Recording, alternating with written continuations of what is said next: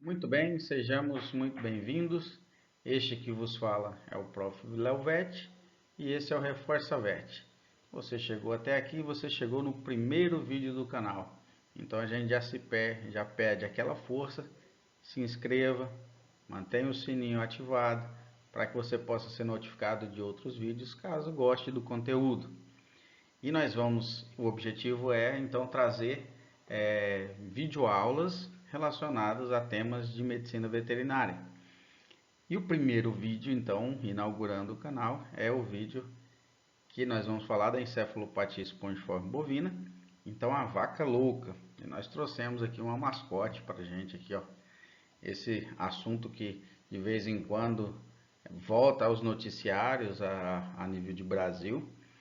Então assusta o mercado, assusta os produtores, por conta das consequências e impactos econômicos que ela traz consigo. Mas a nossa mascote ali, quando vaca louca, ela se preocupa, fala onde. E essa preocupação dela é bastante pertinente, porque quando consideramos todo o estudo da doença e o nosso sistema produtivo, o sistema de alimentação utilizado no Brasil, que não inclui a utilização de proteína de origem animal na alimentação de ruminantes, é bastante distante a possibilidade de nós termos casos típicos de vaca louca no território nacional. Mas também é importante manter o sistema de vigilância ativo para que a gente, se vier a detectar, tenha uma pronta resposta e que rapidamente sejam solucionados os casos sanitários. Para isso que serve os serviços de defesa em sanidade animal. Então, quando ela pergunta onde, realmente, onde? Aqui no Brasil? Será? Então, é mais ou menos nesse contexto que nós vamos caminhar nessa primeira videoaula. Então, vamos comigo. Já aqui, na sequência, a nossa mascote volta e com a segunda preocupação. E a preocupação dela é: não vou mais viajar. E agora? Acabaram-se as férias da nossa mascote. Essa, de fato, talvez seja a maior preocupação, é o que incomoda a maior o mercado por conta dessas frequentes embargos ao nosso produto, que o nosso produto deixa de ser encaminhado. Mas isso também nós temos que entender que são acordos assinados previamente, como se num acordo de venda o meu comprador chega e diz: eu vou comprar de você, mas eu preciso que você atenda a alguns requisitos. Eu compro, mas tem condições. Então, a partir do momento que os dois assinam aquilo lá, está pactuado, existe um tratado bilateral, e isso foi assinado, e que diz que, quando em casos de encefalopatia espongiforme, o Brasil irá imediatamente suspender as exportações. Isso está assinado, a gente precisa aceitar que isso. É claro que o impacto negativo, ele reflete nas cadeias produtivas, e isso é ruim para nós aqui no Brasil. Mas continuar confiando nos serviços de defesa, que rapidamente tenham as suas ações, que mostrem e comprovem, nesse caso se tratando de uma forma atípica, que logo se restabeleçam esses embarques. É assim que se espera. A exemplo do que tivemos agora em 2023, recentemente em 2023, no Pará, um caso atípico, então encaminha-se as amostras lá para o Canadá e ali faz-se o diagnóstico diferencial, sendo considerado uma forma atípica, restabelece esses embarques. É assim que está previsto no acordo e é assim que a gente vai precisar continuar. É claro que nesse ponto aqui existem muitas margens para muitas discussões, qualquer coisa que vocês podem deixar aqui embaixo aqui do vídeo, a gente vai conversando, mas nem vamos procurar entrar muito agora, que a gente pretende ainda nessa videoaula falar de todos os aspectos da doença, falar da parte clínica, de diagnóstico. Então vamos lá, mas com toda certeza o Brasil incomoda e incomoda muito, porque nós somos fera, a gente produz, a gente é bom no que faz.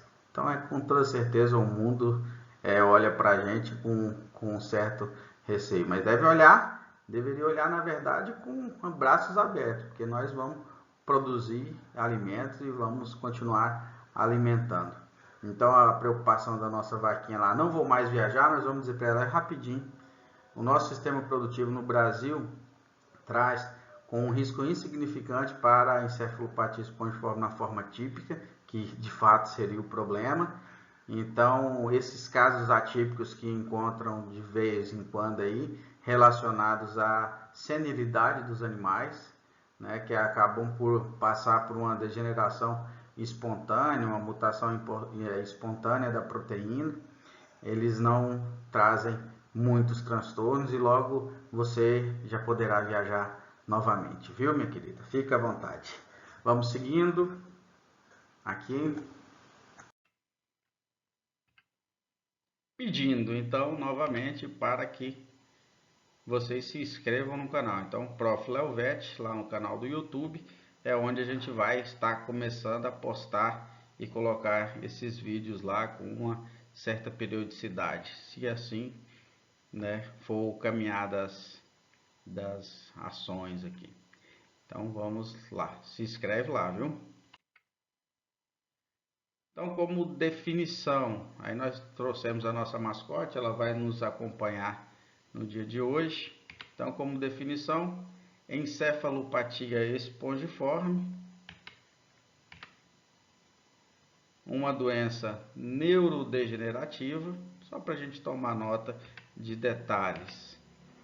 Ela é infecciosa, porém não contagiosa, isso é bastante interessante. Ela é infecciosa por conta da sua capacidade de promover a doença, de instaurar a doença, e não contagiosa, que ela não teria essa transmissibilidade entre os animais. O contágio e, na verdade, a transmissão, ela vai ocorrer quando da ingestão de proteína de origem animal que contenha a proteína infecciosa. Então é somente nesses casos. Então ela é neurodegenerativa porque ela tem um tropismo ao sistema nervoso central. Isso a gente vai evidenciar bastante nos próximos slides. E ela então é não contagiosa, porém infecciosa. E claro, um desenvolvimento crônico que pode demorar aí 5 anos no caso da doença típica e até 7 na doença atípica. No entanto, ela é fatal, invariavelmente fatal. Crônica, invariavelmente fatal. Ainda como definição, há algumas possibilidades e outras encefalites, né, degenerativas que ocorrem em ovinos, como a SCRAP, em bovinos a gente tem comentado, o mal da vaca louca, e uma encefalite também degenerativa que ocorre em humanos, né? Como distribuição, já na parte da epidemiologia, nós vamos... vamos testar o laser aqui, ó. Então aqui, esse é um mapa que a gente pega lá no site da OIE. A gente entra lá no site da OIE lá, e aí a gente tem esses mapas por doença, é fantástico. Uma outra hora, se vocês quiserem, eu posso fazer um vídeo só mostrando como que entra lá e tira esses mapas por todas as doenças. Então aqui eu peguei esse dado é de 2021, já a gente tem um 2023, quando a gente teve aqueles casos atípicos no Mato Grosso do Sul e em Minas Gerais. Também no Canadá, em Portugal e em outros países da Europa. Isso em 2021. Quando a gente considera aqui, ó, vamos trazer o 2023, ali na Espanha, e aí a gente tem esse caso aqui, ó, do Pará, que é o caso atípico que a gente acompanhou nos dias atuais. Então, é uma doença que ela tem uma distribuição principalmente na Europa, com eventuais casos aqui na América do Norte e também na América do Sul, principalmente movimentado nesses quadros atípicos aqui no Brasil, né? Na etiologia, diferente das doenças que nós estudamos na faculdade, virais, bacterianas, protozoários, enfim, doenças imunológicas, endócrinas. Nesse caso, nós falamos de um agente etiológico diferente, que é uma proteína. Uma proteína normal, que é essa daqui que o laser está acompanhando, e que por um momento de uma transmutação, ela se torna uma proteína anormal. Essa proteína anormal, agora denominada PRPSC, essa daqui, é a proteína infecciosa e que pode então promover a doença, promovendo a morte de neurônios e todas as consequências dessa morte neural de acordo com a região anatômica que ela vai acometendo. Então essa é a etiologia. Essa proteína, para ela ser inativada nos processos, até inclusive no processo recomendado pela OIE e adotado pelo Ministério da Agricultura, nas fábricas de alimentos, ela deve ser submetida, esse material deve ser submetido a temperatura de 133 graus a uma pressão de 3 bars. Quando é feito isso, aí você consegue inativar a proteína e você tem usos condicionados desse material. Aí na fisiopatologia, aqui é a chave do processo.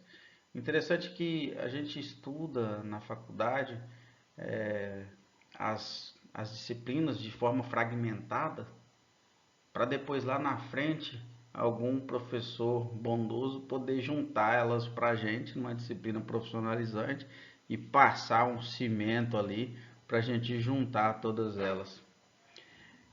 O contrário seria se a gente pudesse, quando do estudo dessas disciplinas já lá no seu início, poder correlacionar e poder visualizar isso na prática profissional.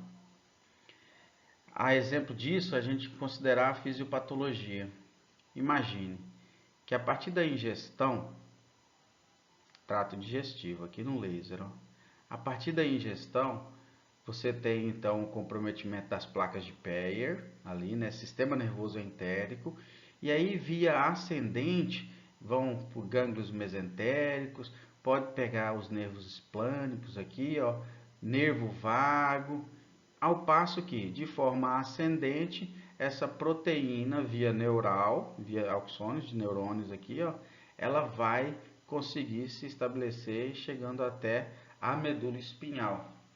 E da medula espinhal, com os neurônios motores superiores e tudo mais, ela vai se deslocando ainda ascendentemente até chegar na caixa craniana e se povoar aqui na região do tronco cefálico, cerebelo e também nos hemisférios cerebrais.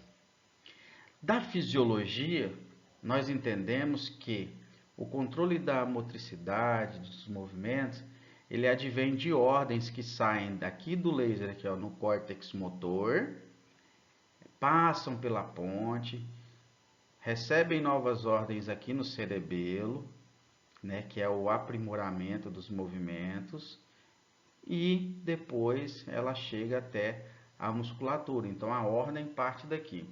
Agora imagine, se eu sei isso da fisiologia, e se eu estou dizendo que a proteína ela chega nessa e se estabelece nessa região, a proteína infecciosa, e que se estabelecendo nessa região, ela começa a promover morte neural, então é evidente que todo esse controle vai estar prejudicado, o controle fisiológico vai estar prejudicado.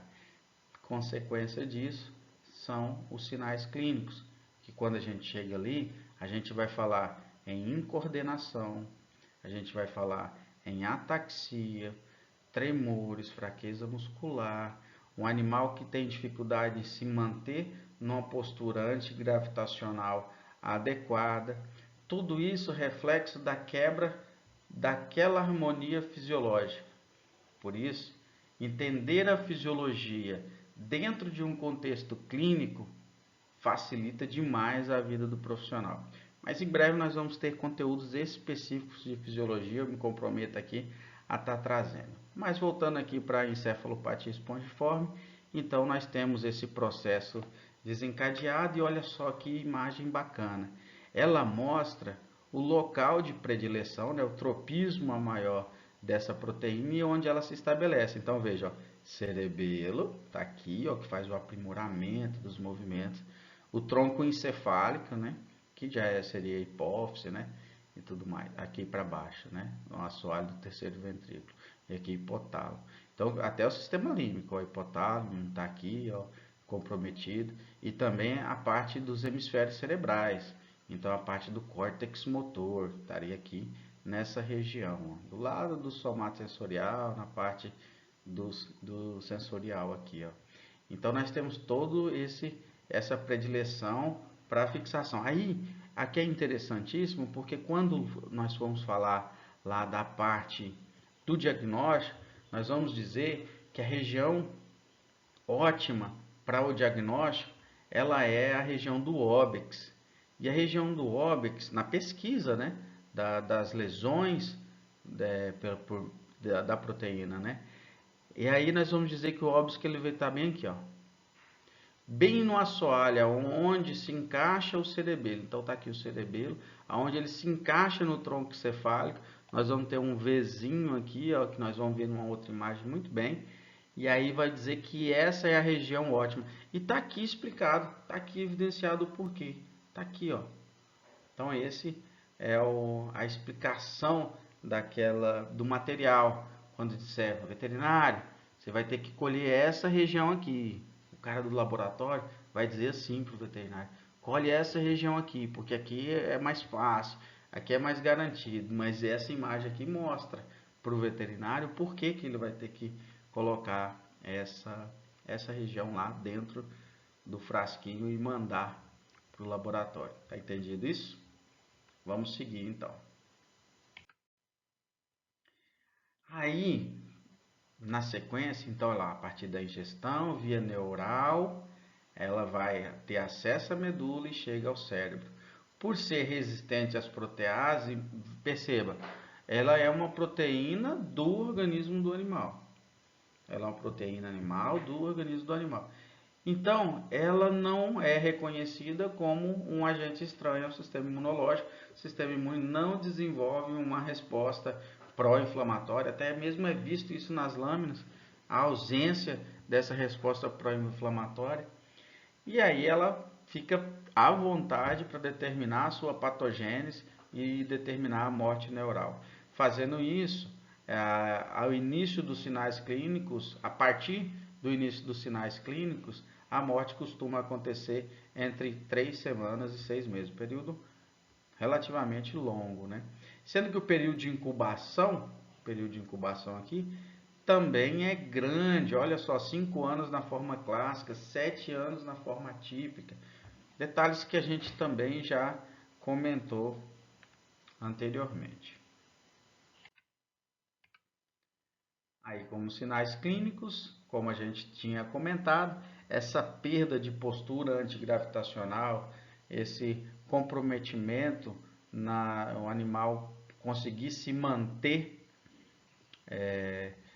toda uma parte neuromuscular que é envolvida, então tremores, hipermetria, que refere-se muito ao cerebelo, que faz esse aprimoramento. Então o animal abre mais o membro do que o necessário para poder fazer essa locomoção.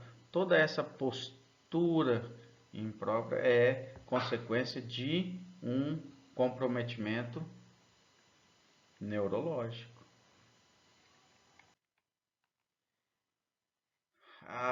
Ainda aí em relação à coleta, tá aqui, ó. Lembra que nós falamos lá, ó? Essa aqui é a região do óbix, ó. Então o cerebelo, afastado um pouquinho, tá aqui, ó.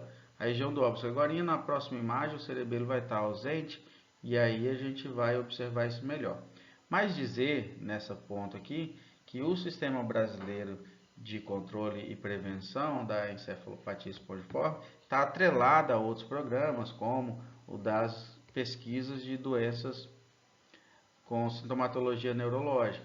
Então, a partir do momento que você tem um atendimento a uma doença com essa sintomatologia, você faz o diagnóstico primário, né? A pesquisa para a suspeita primária, no caso raiva, por exemplo, e quando dá negatividade, essa amostra segue para fazer um diagnóstico diferencial de encefalopatia espongiforme. Então, isso está previsto, isso acontece dentro do programa de vigilância. Então, isso vai acontecer em bovinos, quando tiver mais de 24 meses, aqui no laser agora, ou pequenos ruminantes acima de 12 meses. Fez a coleta, o veterinário de campo foi lá, fez a coleta, mandou para o LASA, dentro do estado ainda.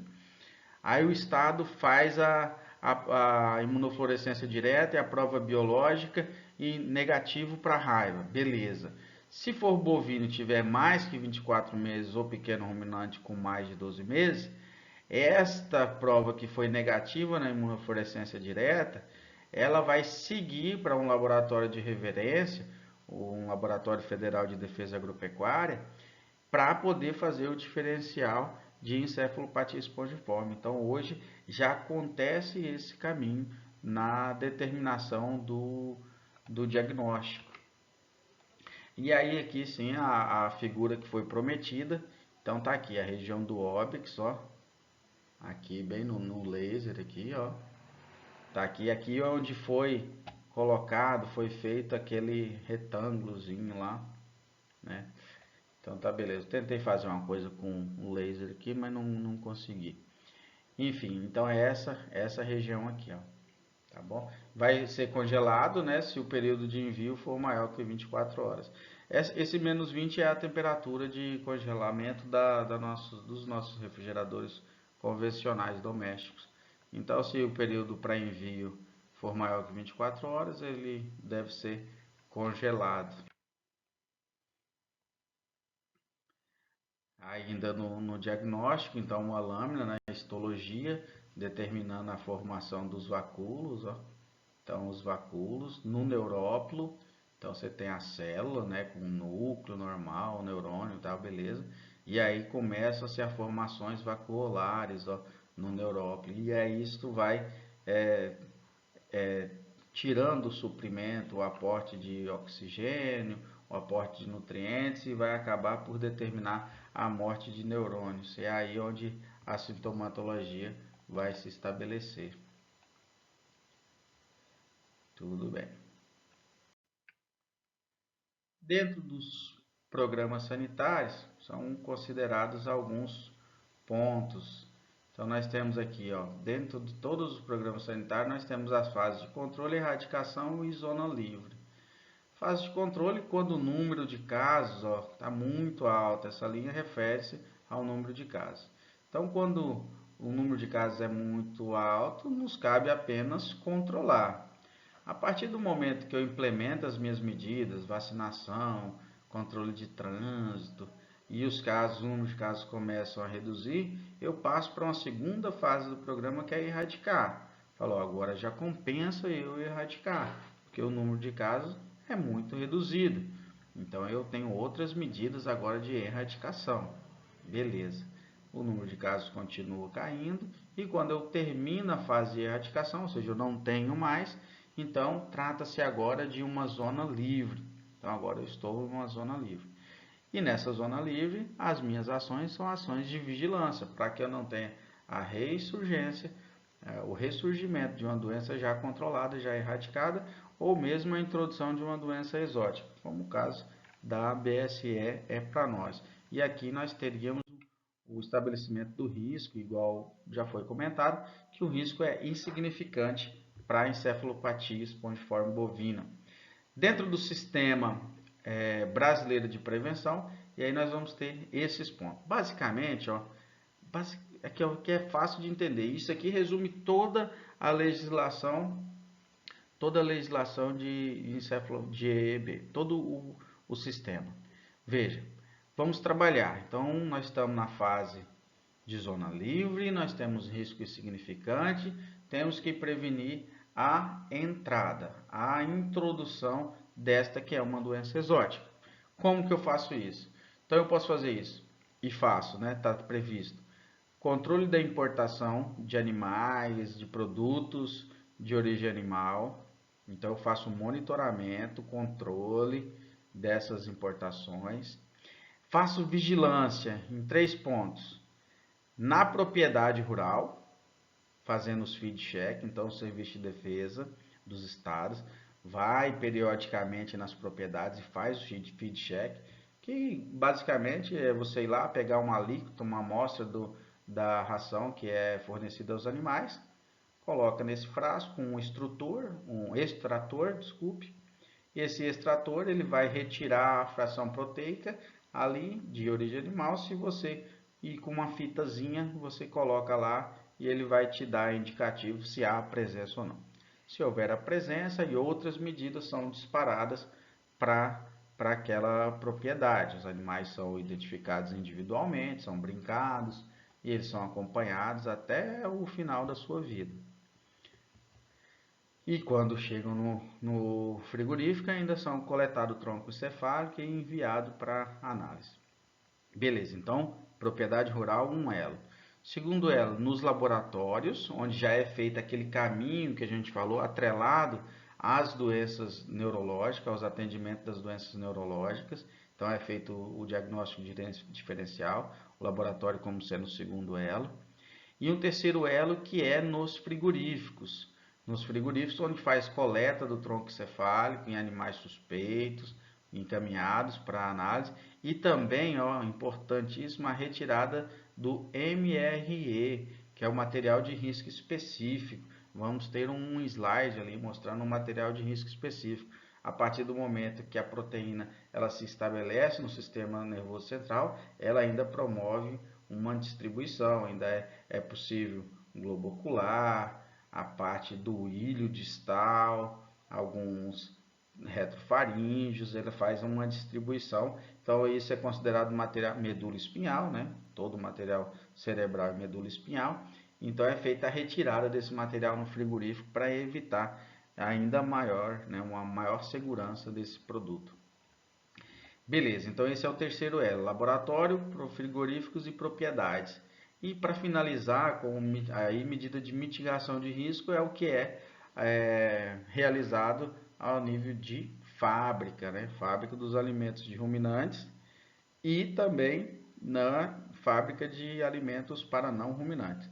Existe recentemente exceções na legislação por conta de aceitar aquele binômio temperatura e tempo, e na verdade temperatura, tempo e pressão, né, na elaboração desses produtos. Aceitando isso, algumas exceções recentemente foram introduzidas em legislação.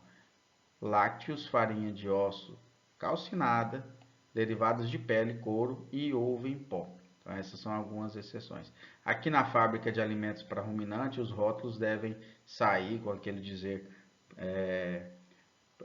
ou desses produtos de origem animal proibidos utilizar na alimentação de ruminantes, né? Então, aqueles produtos que tenham então a proteína de origem animal. E aqui exemplificando, é um material de risco específico. Então, como isso aqui é retirado no frigorífico, então reduz ainda mais. Isso aí é o MRE, medula, cérebro, olhos, tonsilas e ilho distal. E aí, finalizando, estamos aqui com quase 30 minutos, agradecendo a paciência de vocês, se inscreve lá. E aí a nossa mascote finaliza dizendo, vaca louca? Aqui não, rapaz, aqui é Brasil, aqui não tem vaca louca não, e se Deus quiser vamos nos manter assim. Muito obrigado pela estada, muito obrigado pela confiança, se inscreve no canal, se esse vídeo contribuiu de alguma maneira, para que a gente possa se sentir motivado e produzir muitos outros, tá bom? Por hora, muito obrigado, valeu!